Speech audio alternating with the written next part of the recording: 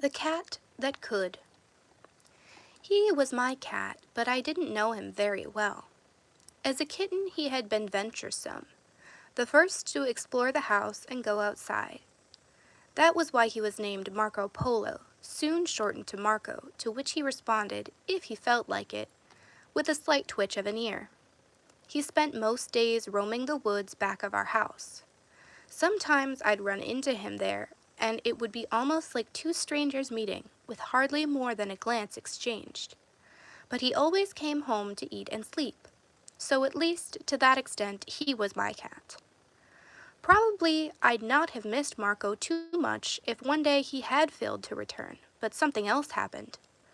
I heard the screech of car brakes and ran out to find him lying in the ditch, head thrown back, eyes wide open, unseeing. There was no sign of life. I put him in a cardboard box, started looking for tools to dig a grave, then heard a faint moan. Marco was not dead. As best I could, I nursed him, and finally he was on his feet again, fully recovered, or so I thought. Little by little, I realized that something had happened to Marco. When we were both outside one day, I was struck by his peculiar gait, a stiff, cautious lope, each paw raised high, then thrust forward slowly. A hasty examination revealed nothing wrong that I could detect. Then, as I made a sudden noise, he flinched and ran and crashed headlong into a basket left lying in the path. He was blind. How long had he been feeling his way like that, as a blind person taps and searches with a cane? How often had he gone hungry because he could not get past the unseen hostility of other cats to reach the food, or didn't even know the food was there? I knew that cats are usually gifted with a keen sense of smell, but when given food, he was never aware of it until he walked into it. Then I thought of tapping on the floor, a signal he quickly learned meant that food had been put precisely there. I hovered over him and snatched obstacles out of his way, until I realized that I was doing him no favor. He was still an explorer.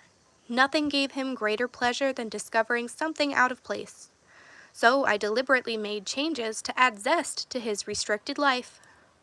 The first time I saw him on the roof, serenely sunning himself, my heart skipped a beat. Evidently sensing my presence below, he got up, yawned, and walked to the edge of the roof. He waved a paw to locate a tree branch, tapped to make certain, then leaped, walked along the tree branch to the trunk, shinnied down, and nonchalantly ambled over to me. As his assurance increased, so did his wandering. Soon he was visiting the woods back of the house. I'd sometimes watch with amazement as he threaded his way among the trees without ever quite bumping into anything. Like some blind people, he seemed to have developed a kind of radar that warned him of obstacles, or he'd pursue wind-blown leaves in clumsy gallops that made me laugh and almost cry. Only once in a while did he get lost, when the barking of a dog or some other menacing sound made him run in panic, flopping over the ground like a fish out of water, paying no attention to direction. Then he'd send out a cry that I came to recognize as a call for help. He grew sensitive not only to my tone of voice, but also to my moods. When I was out of sorts, he knew it, and moped. When I was in a good mood, he knew that too, and my occasional singing, which made even me wince, delighted him so that he'd respond with a burst of gaiety, tumbling about like a playful kitten. Ezra Zistel.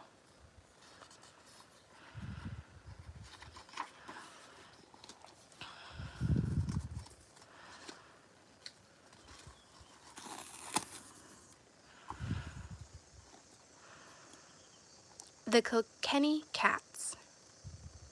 There once was two cats of Kilkenny, and Ike thought there was one cat too many. So they quarrelled and fit, and they scratched and they bit, till barin their nails and the tips of their tails, instead of two cats, there weren't any. Anonymous.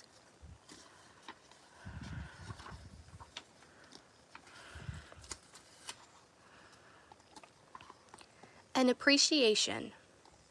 I value in the cat the independent and almost ungrateful spirit which prevents her from attaching herself to anyone, the indifference with which she passes from the salon to the housetop. When we caress her, she stretches herself and arches her back responsively, but this is because she feels an agreeable sensation, not because she takes a silly satisfaction, like the dog, in faithfully loving a thankless master. The cat lives alone, has no need of society, obeys only when she pleases, pretends to sleep that she may see the more clearly, and scratches everything on which she can lay her paw. Francois Rene de Chateaubriand.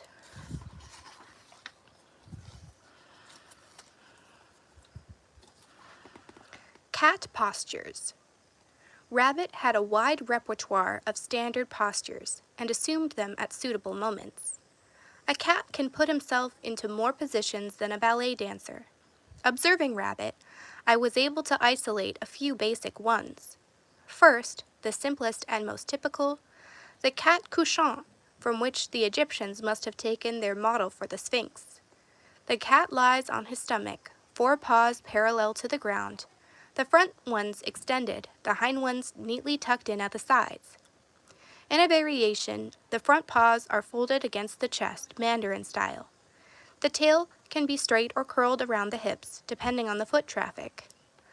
A good utilitarian pose for use on flat surfaces, such as radiator covers, newly made beds, or even the floor. Another posture with overtones of the ancient Egyptian is the cat regardant, a statuesque position, and in it the cat of the 20th century recalls a sculpture from 1,000 years ago. The seated attitude, back slightly curved, head erect, allows the cat to be at ease and alert at the same time. Good for looking out of windows on a rainy day and for general meditation. The tail, of course, must come forward until it reaches the front paws. Only an inexperienced kitten without a sense of style would let it dangle. The coiled spring or accordion, ideal for mouse stalking and bird watching. A wonderful demonstration of potential energy. The cat draws into himself, back strongly arched, 1 paw off the ground, hindquarters arched and wiggling, a vista of the jungle. Despite the evident strain, the cat can hold this pose for some time. Also familiar is the Halloween position. Here the cat tries to imitate a crowd. The body is squeezed into the shape of an inverted U, legs stiff, tail bristling, extremely warlike and ferocious, exactly the impression he wants to convey. Actually, he has probably scared himself and doesn't want to admit it. This is one of Rabbit's old standbys for use with new kittens. Effective for a while, but it doesn't take with the older hands. I haven't mentioned the contortions involved in washing and scratching, the leg over elbow, cello playing posture, and the donut, in which the cat curls up in a circle, much favored for sleeping. But a cat with ingenuity can ring changes on any of these. Rabbit, of course, could execute them all, plus many others. But for informal relaxing at the foot of our bed, he usually lay on his side in simple elegance. None of these positions takes into account one of the cat's most expressive features, his tail. Rabbit could point the tip of his in all directions or crook it like an index finger. When pleased, he waved it back and forth, undulating it like the arms of a Balinese temple dancer. In anger, he gave beaver-like slaps on the floor. For inside purposes, he carried it upright as a flagstaff. When stalking, it curved behind him like a saber. His tail was Rabbit's regimental banner, and I never knew him to lower it in defeat. Lloyd Alexander, My 5 Tigers.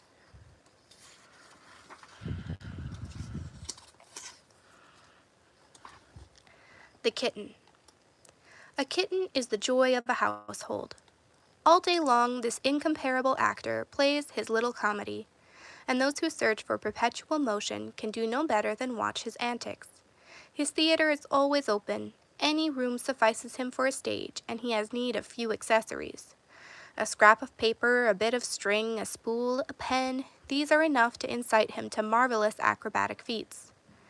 Even when a kitten is quiet, he is the drollest of creatures. What a spice of innocent malice in his half-shut eyes.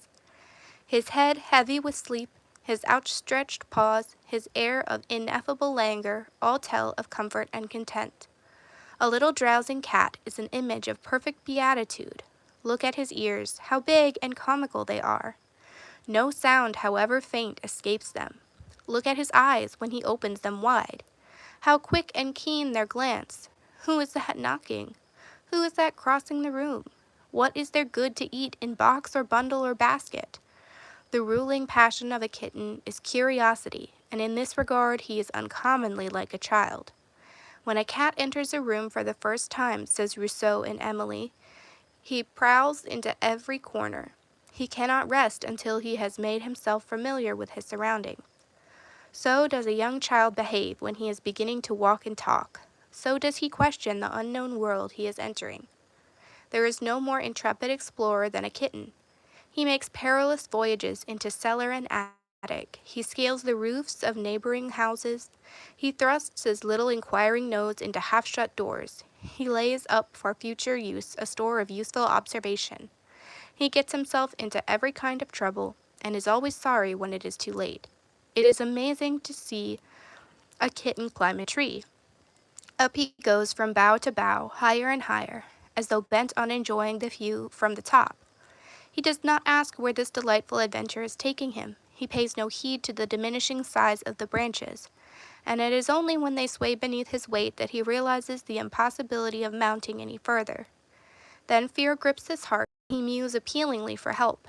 Somebody must hasten with a ladder to his rescue, and until aid comes, he slides pitifully and perilously along an upper branch, clawing it with desperate precautions. His heart, we know, is beating as though it would break. His agility has deserted him. His audacity has given way to despair. Jules, Husson, Champfleury.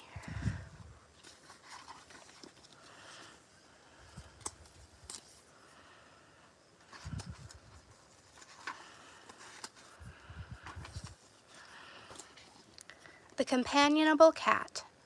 My cat in winter-time usually sleeps upon my dog, who submits in patience, and I have often found her on horseback in the stable, not from any taste for equestrianism, but simply because a horsecloth is a perpetual warmer when there is a living horse beneath it.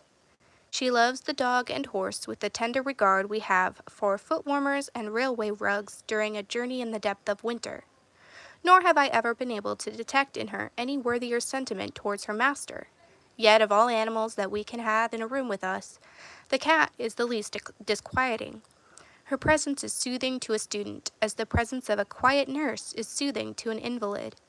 It is agreeable to feel that you are not absolutely alone, and it seems to you, when you are at work, as if the cat took care that all her movements should be noiseless, purely out of consideration for your comfort. Then, if you have time to caress her, you know that she will purr a response, and why inquire too closely into the sincerity of her affection? Philip Gilbert Hamerton. When I play with my cat. When I play with my cat, who knows whether I do not make her more sport than she makes me? Michel de Montaigne.